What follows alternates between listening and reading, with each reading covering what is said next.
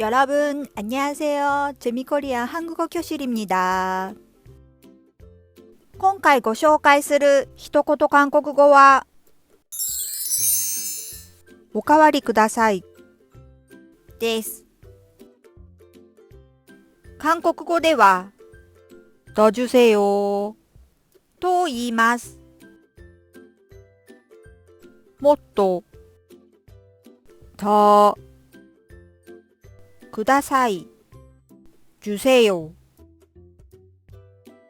直訳すると、もっとくださいという意味で、おかわりくださいとなります。会話では、もらいたいものを前につけてよく使います。では皆さん、3回続けて言ってみましょう。더 주세요。더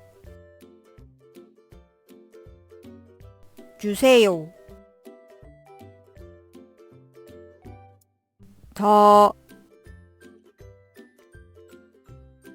주세요。더 주세요。더 주세요。더 주세요。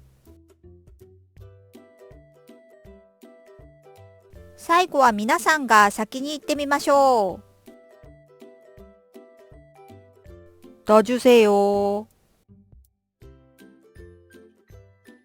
もう一度。더 주세요。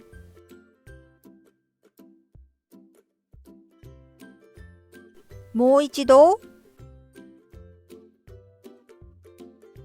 더 주세요。うまくできましたか？